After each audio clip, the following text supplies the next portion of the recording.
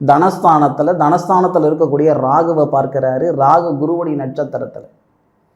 இம்புட்டு காலம் நமக்கு பாதகத்தை கொடுத்த இடம் ஆவணி மாதத்தில் சாதகமாக இருக்க போகுது. குரு பகவானுடைய பார்வையில் ராகு, குரு பகவானும் குரு பகவானுடைய சுய நட்சத்திரத்தில், ராகுவும் குரு பகவானுடைய நட்சத்திரத்தில். இதனால் ஒருபடி நீங்கள் முன்னுக்கு வைங்க, 10 படி இந்த பிரபஞ்சம் உங்களுக்கு முன்னுக்கு தள்ளும். எதிர்நீச்சல் அடிக்கிறதுக்கும் வர்ற தண்ணியில் எதிர்நீச்சல் அடிக்கிறதுக்கும் போகிற தண்ணியில் நீச்சல் அடிக்கிறதுக்கும் வித்தியாசம் இருக்குது சாமி. இது போகிற தண்ணியில் நீச்சல் அடிச்சுக்கிற மாதிரி. நீச்சல் அடிக்க வேண்டாம், தண்ணியில் இருந்தாவே போக வேண்டிய இடத்துக்கு கொண்டு போய் சேர்த்திவிடும். எதிர்நீச்சல் அடித்து இத்தனை வருஷம் எதிர்நீச்சல் அடிச்சிங்க, கிட்டத்தட்ட 2 வருட காலமாக மகர ராசியில் பிறந்தவங்க உயிர் ஒன்று போகலை.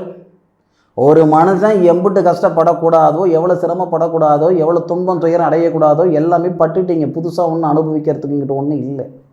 இப்போது இந்த நேரத்தை பயன்படுத்தி பாருங்கள். நான் சொன்னக்கூடிய ஜோதிடம் எந்த அளவுக்கு உண்மைத்துவம் இருக்குதுன்றது நீங்கள் அனுபவித்து சொல்லுங்கள்.